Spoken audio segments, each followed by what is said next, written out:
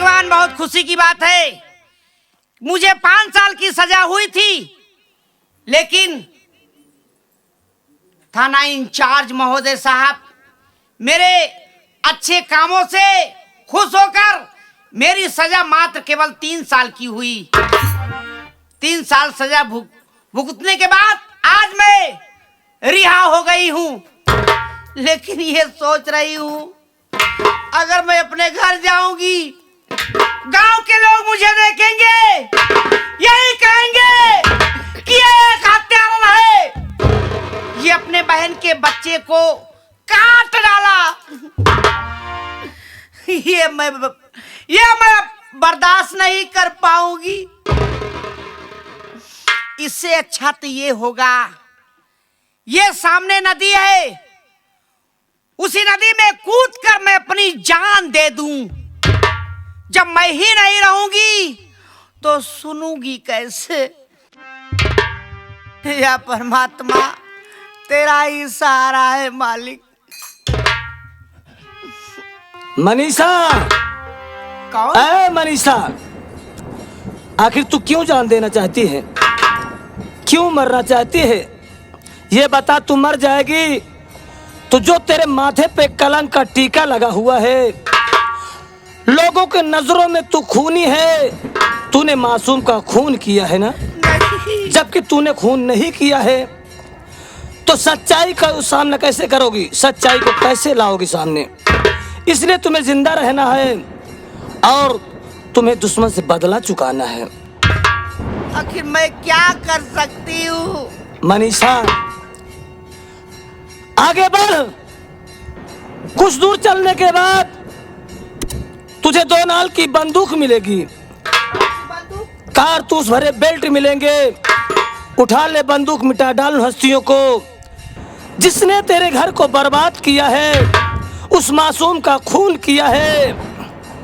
और आज से तेरा नाम मनीषा नहीं, बल्कि तेरा नाम डाकू बिजली होगा। नहीं, मैं डाकू नहीं बनूंगी। लेकिन है मनीषा, इतना ही नहीं, खून करने वाला कौन है शायद तू नहीं जानती है। नहीं। खून करने वाला तेरी सौतेली माँ क्या? और उसका आशिक प्रलयनाथ है। प्रलयनाथ? जा उठा ले बंदूक, और इतना ही नहीं, जितनी जल्द हो सके पहुंच जा, वरना तेरा चाचा अपनी जान गंवा बैठेगा। नहीं मेरे चाचा, मेरे लिए तो वो भगवान मैं समय हूँ। या मालिक, ये आकाशवाणी हुई है। जैसा प्रभु की इच्छा है वैसा मैं आगे चलती हूँ। देखती हूँ कि वह मुझे बंदूक और बेल्ट से, कारतूस से भरा हुआ बेल्ट मिलेगा या नहीं मिलेगा।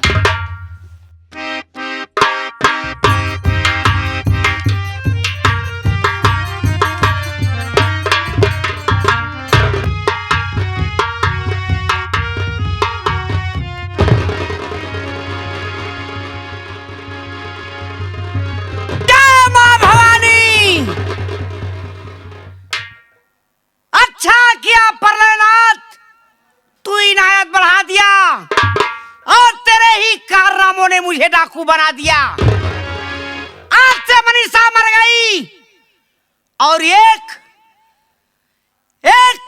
नई चिंगारी ने जन्म ले लिया है, डाकू बिजली रानी।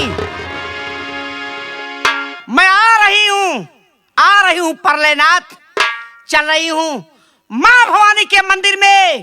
पहले उनका आशीर्वाद लूंगी, फिर उसके बाद मैं तेरे पास आऊंगी।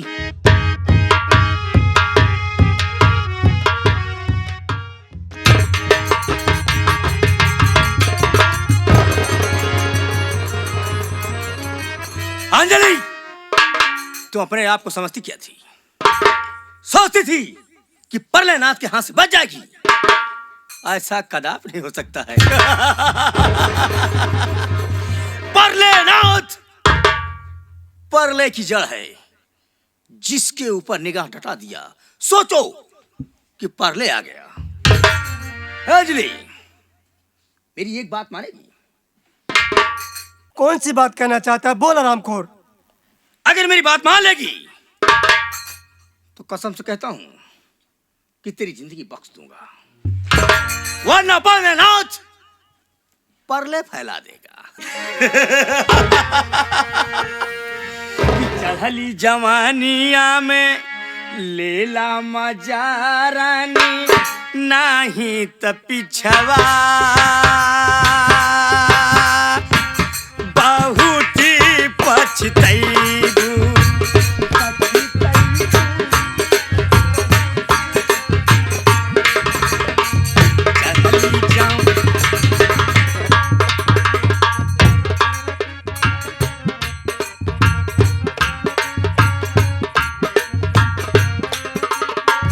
चढ़ली जवानिया में लेला मजा रानी, नहीं तो पिछवा बहुत ही पछतैबू।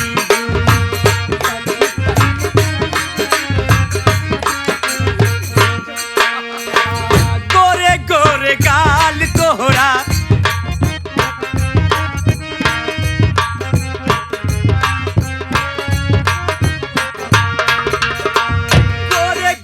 गाल तोहरा ओठ लाल लाल बा, मथवा पे विदिया चमके कमर में कमाल बा। चढ़ली जवानिया बा कैसे मैदान छाए, ओठवा पे तोहरे गजबो मुस्किल।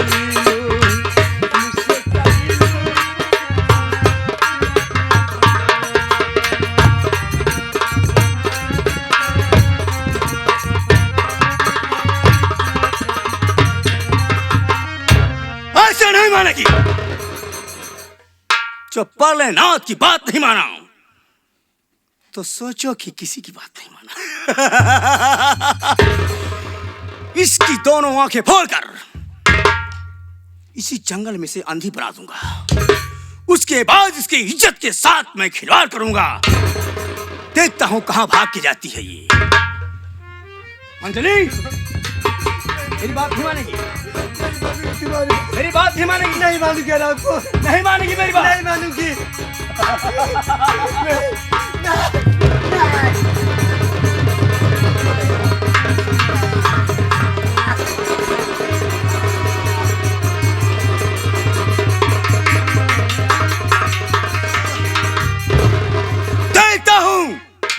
देखता हूं अंजलि, तुझे कौन बचाता है।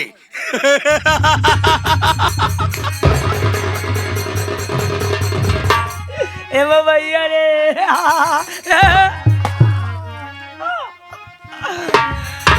कि हमारे घरवा में कईयऊ मोहार बा, बड़ा के दुआर बाना।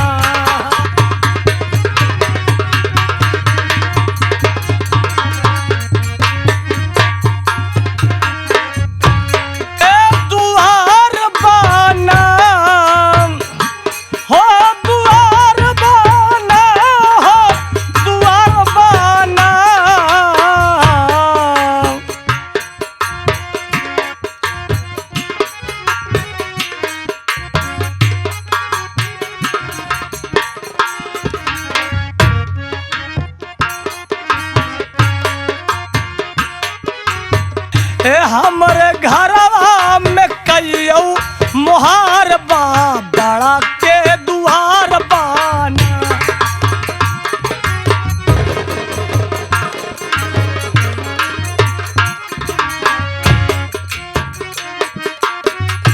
हल्ला कहवा से आई, केहू न देत बा देखाई।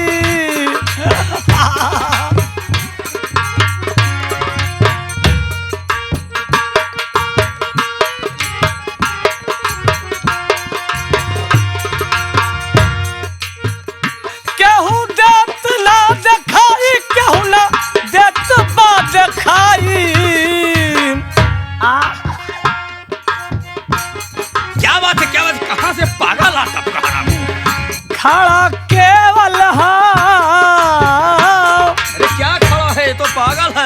खड़ा केवल ई है लकड़बार बा बड़ा के द्वार बाना।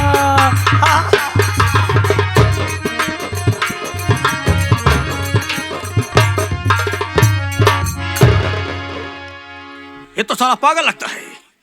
बुला रहा इधर आओ इधर आओ। पास गया चुम्मा ले लिया। तू पागल सारी, अरे मैं कहाँ पागल हूँ? तू पागल सारी, तोर बाप पागल, तोर माई पागल, तोर खानदान पागल, हम कहते पागल कहा था। बीच का बेड़ा बन गया पागल आके। एक चुम्मा दे दे। ये क्या कह रहा है तू? ए हमार गुजरिया, ए हमार रानी। अरे अरे मिलो न तुम तो हम घबराए, मिलो तो आँख चुराए, हमें क्या हो गया है।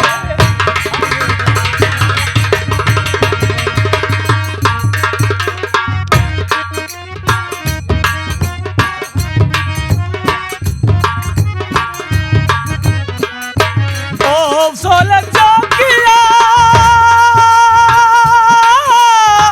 सौखी जो देखी तेरे प्यार की हो, आंचल में भर ली हमने,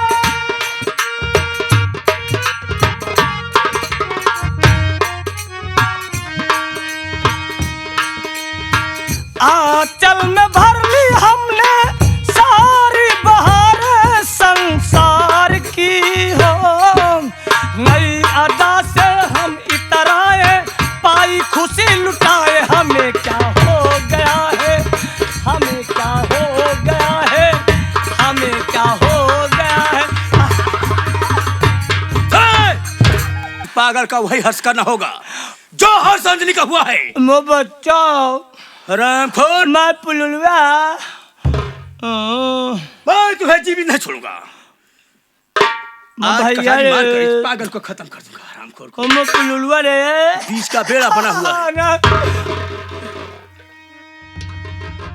बात खबरदार।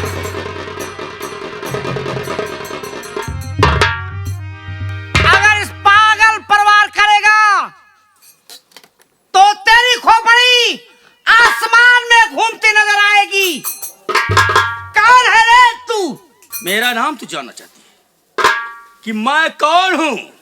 हाँ, तू कौन है? पीछे मुड़ के तो जरा देख।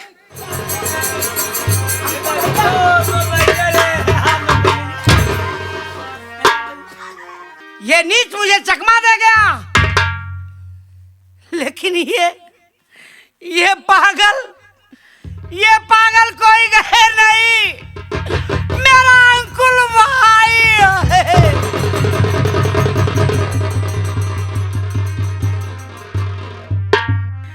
भैया, हमें मुन्ना को तुम मजबूत ना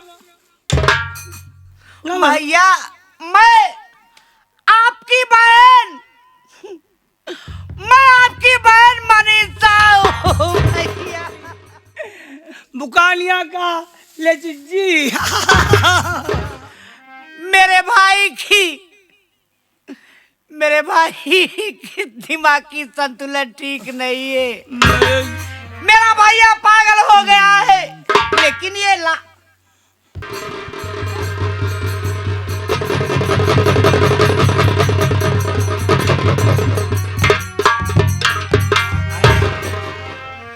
दीदी, या भगवान, मेरी दीदी को क्या हो गया? इसकी दोनों आंखों तो फूट गई है। दीदी, ये सब कैसे हुआ दीदी?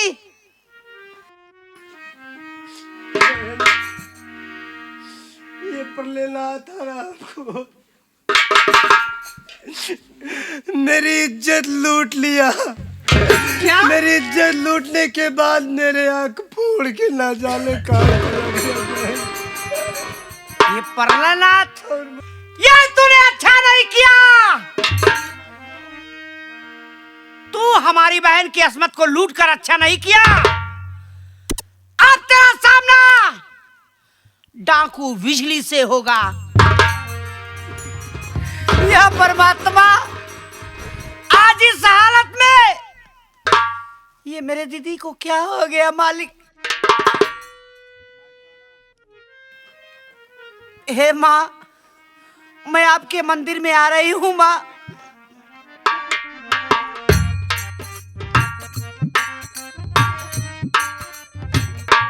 हे माँ जगदम्बे, मैं बचपन से तुम्हारी ही पूजा करती चली आई हूँ माँ, लेकिन आज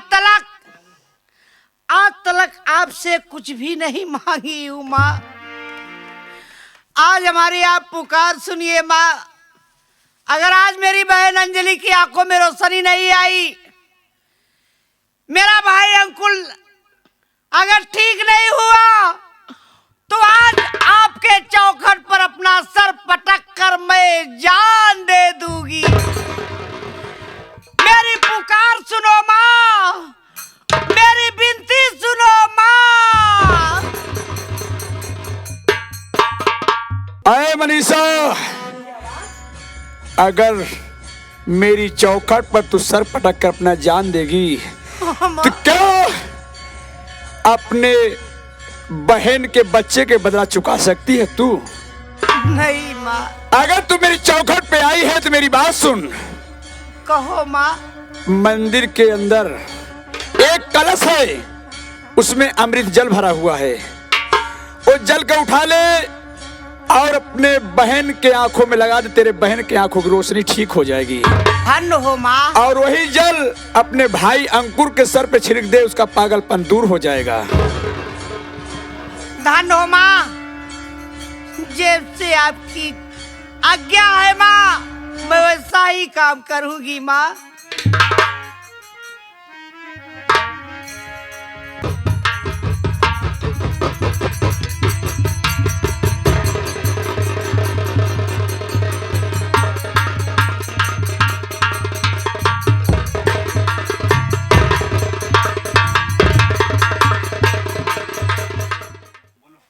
हे भगवान, हे मालिक, मेरे आंखों की रोशनी वापस आ गई मालिक, मेरे आंखों की रोशनी वापस आ गई भगवान, वापस आ गई।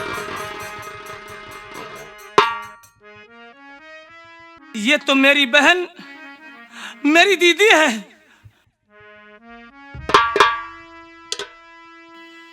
और काले लिबास में मेरी बहन मनीषा।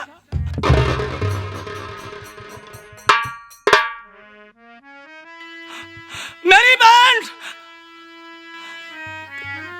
डकैत नहीं हो सकती। किस मजबूरी में ये कदम उठाया मुझे याद है। उस दिन बस बहन मनीषा, मेरी बहन ये बता कि आखिर तूने दीदी के बेटे का खून क्यों किया? बोल, आखिर उस मासूम का खून क्यों किया दीदी? बोल। ऐसा मत कहो भैया, आखिर ऐसी कौन सी हत्यारन औरत होगी जो मासूम बच्चे का कत्ल करेगी? जब तुमने वो खून भी नहीं अपने किया, बहन के ही बच्चे का खून नहीं भैया। तो फिर खून का इल्जाम तेरे सर कैसे लगा ये बता। मैं तो वही 500 रुपया मांगने के लिए पुनीत भैया के घर गई थी। पैसा लेकर वापस आई, देखी तो ना तो दीदी का पता, ना तो आपका कुछ पता। भूख के मारे तड़प रही थी भैया। उसी समय भगोला मेरे नजर में आया और भगोले में बच्चे की लाश। मैं तो खुद ही देखकर चौंक गई भैया।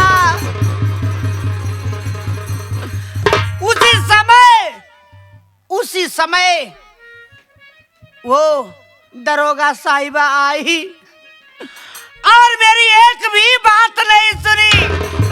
मेरे हाथ में हथकड़ी डालकर मुझे ताने ले गई।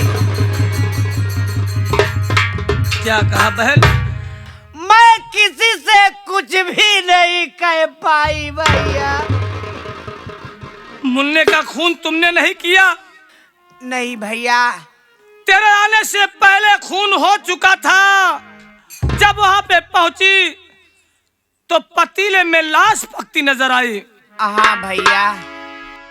तुम्हें नहीं मालूम? बहन मुझे माफ कर दे। लेकिन भैया मैं उस बच्चे के खून के इल्जाम में हमारी सजा 5 साल की हुई थी, लेकिन हमारे अच्छे कर्मों से वो दरोगा साहिबा बहुत खुश हो गई। मुझे 3 साल ही बिताना पड़ा। 3 साल के बाद मेरी रिहाई हो गई। जब मैं जेल से बाहर आई तो क्या मुंह लेकर घर में आती भैया। रास्ते में ही मैं अपनी जान देने जा रही थी भैया। उसी समय आकाशवाणी हुई कि मनीषा तू अपनी जान दे देगी तो ये तेरे माथे का लगा कलंक ये नहीं मिटेगा। तू मिट जाएगी लेकिन ये जो तेरे माथे पे कलंक लगा है ये नहीं मिटेगा। भैया उसी समय आकाशवाणी में मुझे बंदूक मिली और कारतूस से भरा हुआ बेल्ट मिला। मुझे आदेश मिला कि मनीषा तू आज से मनीषा नहीं बल्कि डाकू बिजली है। भैया उसी समय से मैं बंदूक का बाना उठा ली और जब तक ये सच्चाई की तलाश नहीं कर लूंगी कि असली कातिल कौन है तब तक ये बंदूक का बाना मुझसे नहीं छूटेगा भैया। दीदी ये बताओ आखिर तुम नेत्रहीन कैसे हुई? बहन मनीषा बता रही थी। बता दीदी सच क्या है? शायद उस कातिल का पता लग जाए। भैया उस दिन की बात है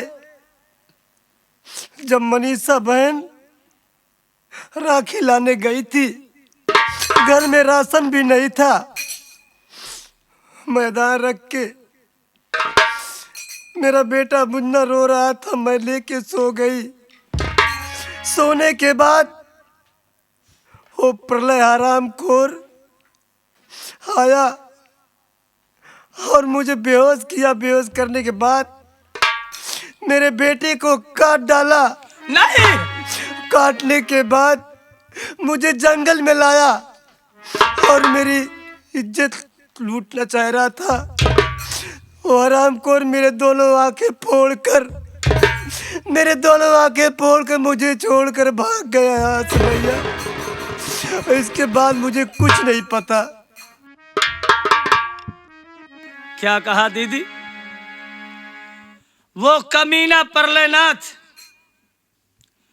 सब कुछ बयां कर दिया। घबराओ नहीं बहन। भैया प्रलयनाथ का अत्याचार बढ़ता ही जा रहा है, लेकिन मैं कसम खाई हूं जब तक प्रलयनाथ को इस दुनिया से जुदा ना कर दूं मेरे दिल में तसल्ली नहीं मिलेगी। भैया मेरे साथ तुम दोनों चलो। भैया चलो बहन, हम घर चलते हैं तो जरूर कुछ पता चलेगा। आओ भैया चलो भाई। कि देख के खातिर जाका तर शहर नजरिया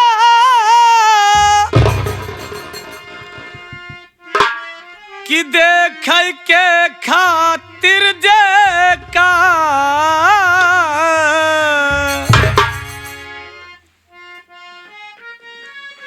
कि देखे क्या खातिर जा कतर शहर नजरिया कि जहाँ छाई रहे रहमत के बदरिया बबुआ चलत्या ना हो बबुआ चलत्या ना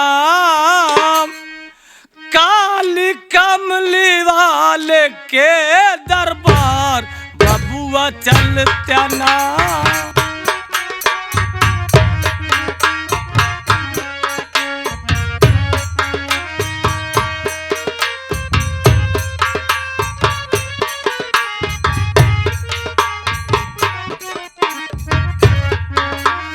काली कमली वाले के दरबार बबुआ चलत्या ना। चलो चलते हैं।